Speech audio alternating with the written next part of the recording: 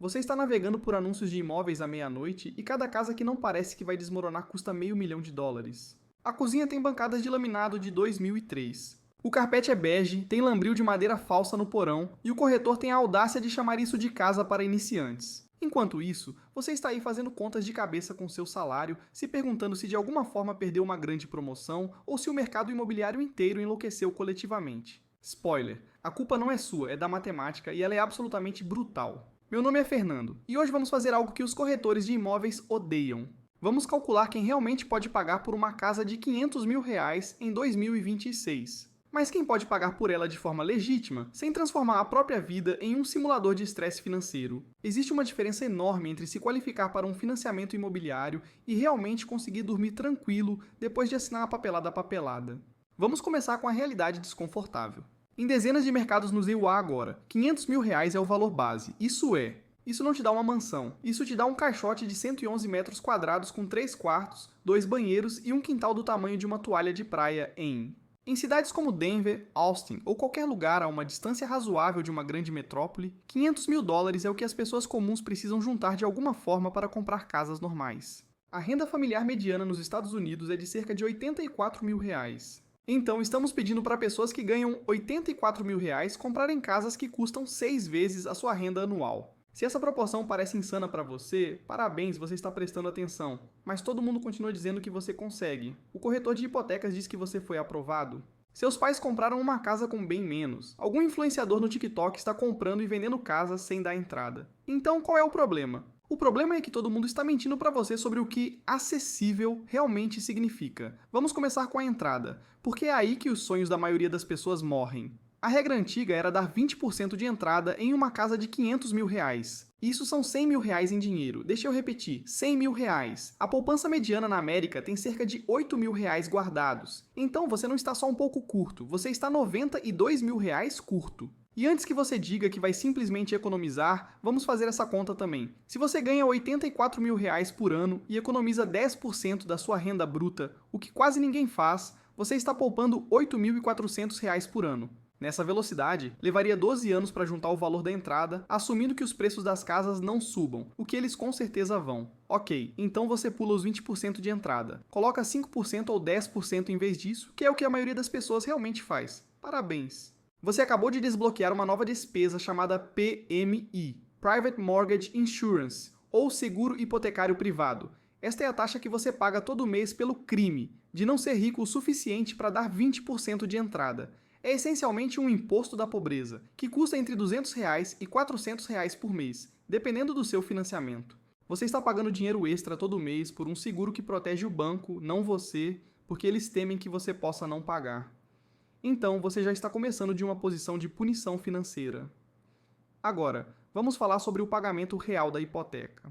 Você dá 10% de entrada, o que equivale a R$ 50.000 que você conseguiu juntar de alguma forma.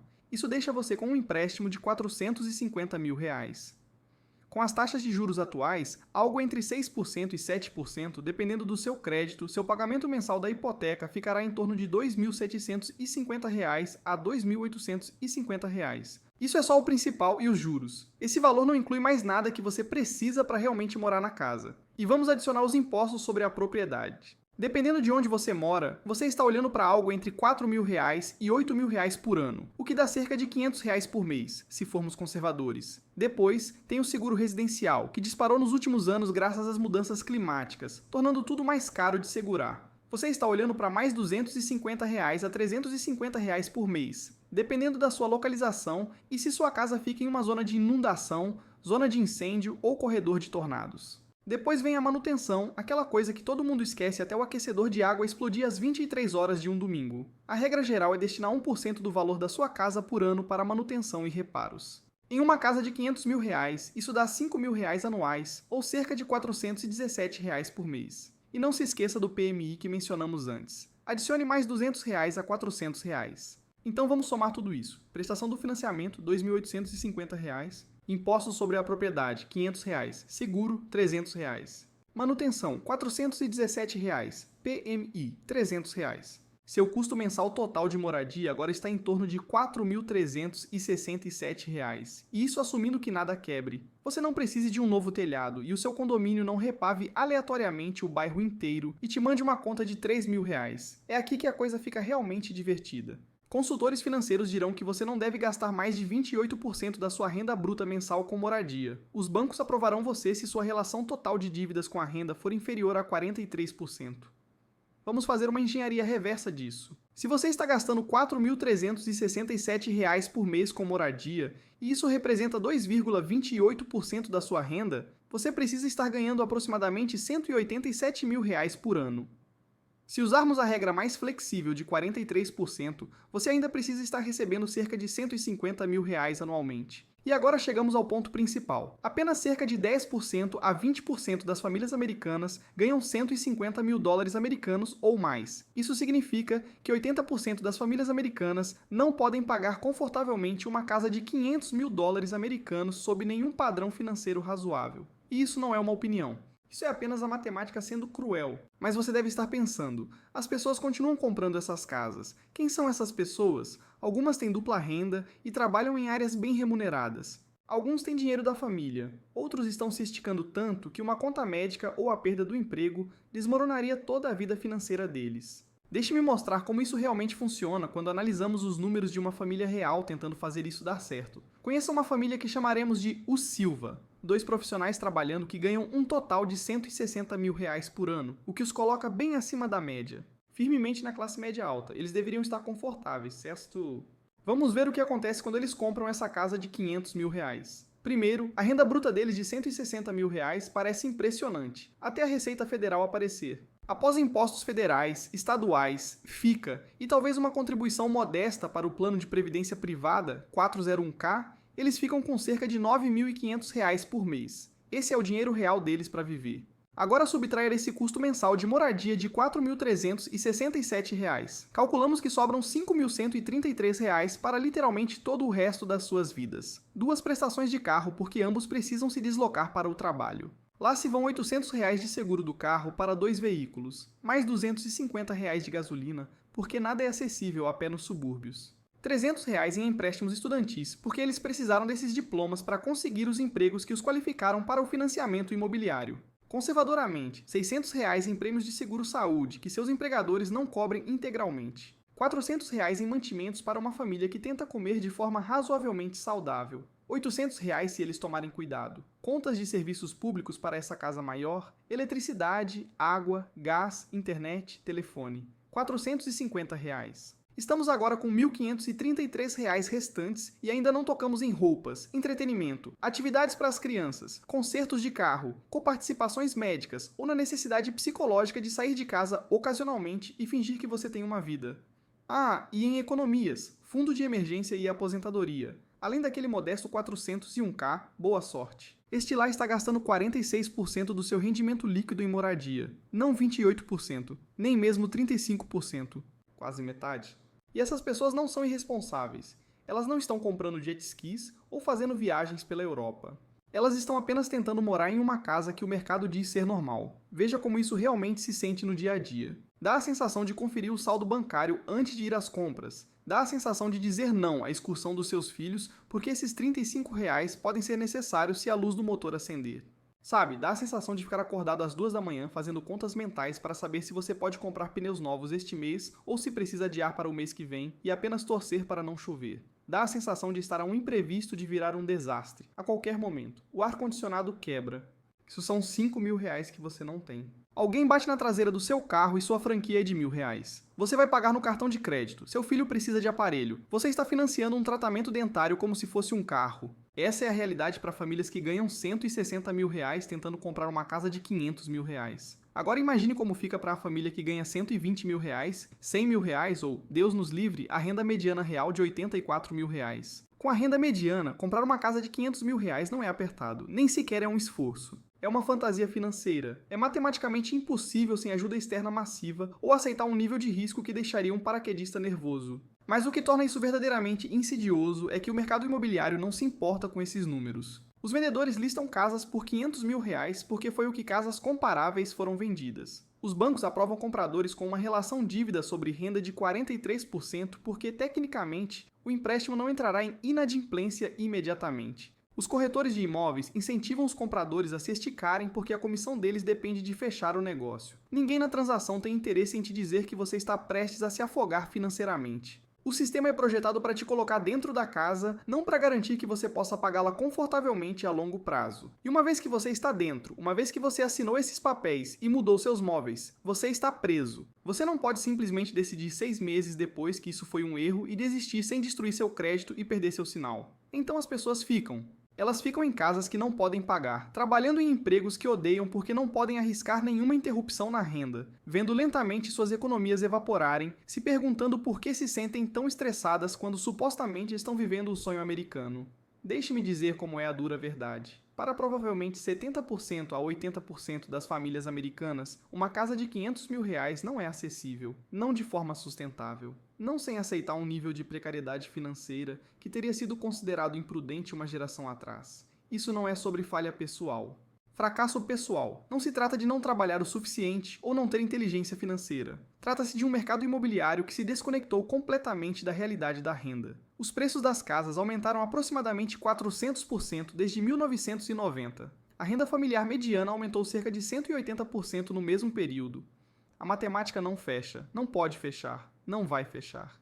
E, no entanto, continuamos fingindo que isso funciona. Continuamos dizendo às pessoas que ter a casa própria é essencial para construir patrimônio, o que tecnicamente é verdade, mas ignora a parte em que você precisa sobrevancar o financiamento primeiro. Continuamos perpetuando o mito de que, se você apenas se organizar melhor, pular o abacate na torrada e fazer um bico, você consegue, mas você não pode se organizar para sair de uma crise estrutural de acessibilidade. Você não pode fazer mágica para conseguir um valor de entrada com um trabalho extra quando o aluguel está comendo 40% da sua renda. Você não pode manifestar uma taxa de juros mais baixa com pensamento positivo. Você não consegue fazer um side hustle, bico/trabalho extra, para juntar a entrada quando o aluguel está comendo 40% da sua renda. Você não consegue manifestar, atrair com o pensamento, uma taxa de juros menor com pensamento positivo. O que você pode fazer é entender os números reais para tomar uma decisão informada. Talvez essa decisão seja continuar alugando e investir a diferença. Talvez seja olhar para uma casa de R$350 mil, mesmo que isso signifique um trajeto mais longo ou um quintal menor.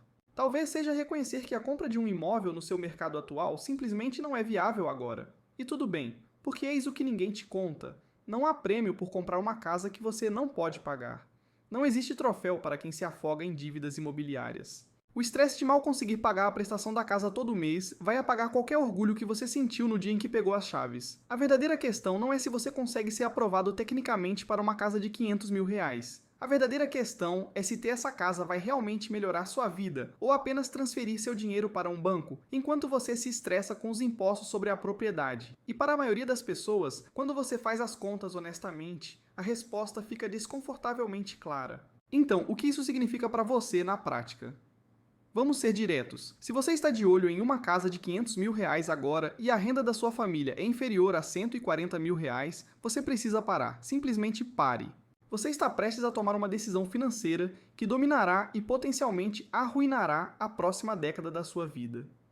Não me importo com o que o corretor de hipotecas diz que você foi aprovado. Não me importo com o que seu corretor de imóveis diz que é normal no seu mercado. Não me importo que seus amigos de alguma forma conseguiram fazer dar certo. Os números são números, e eles não se importam com seus sentimentos ou com seus sonhos de uma cozinha digna do Instagram. Sonhos de propaganda. Vamos falar sobre o que acontece quando você ignora esse conselho, porque muita gente ignora. Você se estica, se convence de que vai dar tudo certo. Talvez você esteja apostando em um futuro. Talvez você esteja apostando em um aumento futuro que ainda não se concretizou. Talvez você planeje fazer trabalhos freelancers nos fins de semana. Talvez você esteja simplesmente muito cansado de alugar e queira isso tanto que parou de pensar racionalmente. Então você compra a casa. Parabéns. E agora? Mês 1, você faz o pagamento. Fica apertado, mas você conseguiu. Segundo mês, a mesma coisa. Você está cortando gastos, comendo fora, pulando a academia, mas está se virando. Aí no quarto mês, seu carro precisa de freios novos. Isso são R$800 que você não orçou. Como cada real já está alocado para manter a casa, Você colocou no cartão de crédito. Mês 7, o ar-condicionado quebra em julho. O orçamento para o conserto é de R$ 3.500. Você não tem o dinheiro, você financia. No nono mês, as horas do seu cônjuge são reduzidas no trabalho. De repente, faltam R$ 600 todo mês. E aquele fundo de emergência que você deveria ter construído nunca aconteceu porque não sobrou nada para economizar. Essa é a realidade de quem está house poor, comprador de imóvel endividado. Você é dono de uma casa. Tecnicamente, porém, o banco é o verdadeiro dono dela pelos próximos 30 anos. Mas você não tem condições de morar nela confortavelmente. Você não tem condições de mantê-la adequadamente. Você definitivamente não tem como arcar com os custos para aproveitá-la. Cada despesa inesperada se torna uma crise. Cada decisão financeira é tomada sob a ótica de conseguimos pagar a hipoteca? Você se torna um prisioneiro em sua própria casa, trabalhando para pagar por paredes que você está estressado demais para apreciar. E aqui está a parte realmente distorcida. Como a moradia se tornou tão inacessível, normalizamos essa miséria. Renomeamos o desespero financeiro para a vida adulta. Ah, você está house poor, comprando uma casa que não pode pagar? Bem-vindo à experiência de ser proprietário. Não tem dinheiro para comprar móveis para 3 dos seus cômodos. Isso faz parte da jornada. Comendo miojo no jantar porque todo o seu dinheiro foi para o financiamento da casa. Você está construindo patrimônio. É como se tivéssemos concordado coletivamente em fingir que lutar para pagar a casa própria é de alguma forma um rito de passagem, em vez de um sintoma de um sistema falho. A matemática está gritando com você, mas a cultura continua sussurrando que você deveria comprar mesmo assim. Seus pais compraram uma casa na sua idade. Não importa que a casa deles custasse 3 vezes a renda anual deles e a sua custe 6 vezes a sua. Seus amigos estão comprando. Não importa que você não tenha ideia de como é a situação financeira real deles, ou se eles estão se afogando atrás da porta recém-pintada. A sociedade diz que alugar é jogar dinheiro fora. Não importa que não conseguir pagar a hipoteca também seja jogar dinheiro fora, apenas com passos extras e consequências piores. Então me permita te dar permissão para fazer algo radical. Você pode escolher não jogar esse jogo. Você pode olhar para uma casa de R$2.500.000, fazer os cálculos reais e decidir que não vale a pena sacrificar sua estabilidade financeira, sua saúde mental e sua capacidade de construir patrimônio de verdade. Você pode continuar alugando. Você pode economizar agressivamente e esperar por uma correção de mercado. Você pode procurar mercados mais baratos ou casas menores. Você pode reconhecer que o sonho americano da casa própria foi distorcido em algo irreconhecível e possivelmente inatingível. E a culpa não é sua. Porque é isso que realmente constrói patrimônio. Não é ter uma casa que você mal consegue pagar, é ter margem no seu orçamento. É ter a capacidade de investir de forma consistente, é não ter que escolher entre consertar o telhado e contribuir para a sua aposentadoria. É dormir à noite sem ansiedade sobre como você vai cobrir o pagamento do próximo mês. Riqueza de verdade é liberdade, não patrimônio líquido. Você não consegue acessá-lo porque fica preso ao ativo que deveria estar te enriquecendo. O mercado financeiro fez um trabalho incrível em convencer as pessoas de que a compra de imóveis é sempre o melhor caminho, que comprar é sempre melhor do que alugar, que você deve se esforçar ao máximo porque as casas sempre se valorizam. Mas eles estão te vendendo um produto. Eles lucram quando você compra, não quando você toma decisões inteligentes. O banco ganha dinheiro com seu financiamento de 30 anos. O corretor de imóveis ganha dinheiro com o preço de venda. A seguradora lucra com a sua apólice. Ninguém nessa equação ganha dinheiro quando você diz: "Não, obrigado, isso não funciona para mim". Então, se você está aí agora se sentindo excluído pelos preços, sentindo que a compra da casa própria está escapando, sentindo que está falhando em algum marco fundamental da vida adulta, eu preciso que você entenda uma coisa. Você não está falhando. O sistema está falhando com você. Os preços das casas cresceram tão dramaticamente em relação ao aumento dos salários que o que era normal e alcançável para gerações anteriores agora é um artigo de luxo para a maioria das pessoas. Uma casa de R$500.000 não é uma casa de entrada. Não é acessível com uma renda mediana. Não é algo que você deva se esforçar para ter, a menos que você genuinamente tenha a renda para suportá-lo. Sem malabarismos financeiros. Faça seus próprios cálculos, considere todos os custos, seja honesto sobre a estabilidade da sua renda e, se a matemática não fechar, desista. Não há vergonha nenhuma em dizer que isso não faz sentido para mim agora. Não existe troféu por comprar uma casa que te deixe infeliz. A verdadeira vitória é tomar decisões baseadas na realidade e não na pressão social, na matemática e não na emoção, na sua situação financeira real e não no que você gostaria que ela fosse. É assim que você evita se tornar mais um conto de advertência sobre o verdadeiro custo daquela casa de R$500.000. Olha, não estou dizendo para você desistir da ideia de ter sua casa própria para sempre. Estou dizendo para você desistir da ilusão de que uma casa de R$500.000 está ao seu alcance só porque um banco vai te deixar assinar os papéis. São duas coisas catastroficamente diferentes. A tolerância ao risco do banco e a sua capacidade de realmente viver uma vida não são a mesma conta. Talvez em 5 anos sua renda dobre, talvez o mercado se corrija e essa mesma casa custe R$380 mil. Talvez você se mude para um mercado onde meio milhão realmente compre algo razoável em vez de um apartamento glorificado com hipoteca. Mas agora, hoje, com os preços e rendas atuais, essa conta não fecha para a maioria das pessoas. E fingir o contrário não te torna otimista. Te transforma em uma futura estatística no vídeo de outra pessoa sobre a crise de execuções hipotecárias. Então, aqui está o meu conselho real. Pare de olhar para o que você se qualifica e comece a olhar para o que você pode genuinamente pagar sem transformar sua vida em um ato de malabarismo financeiro. Encontre o número em que você consegue pagar o financiamento, lidar com a manutenção, economizar para emergências, investir para a aposentadoria e ainda se lembrar ocasionalmente como é não viver estressado com dinheiro. Para a maioria das pessoas, esse número está longe de R$500 mil. E tudo bem.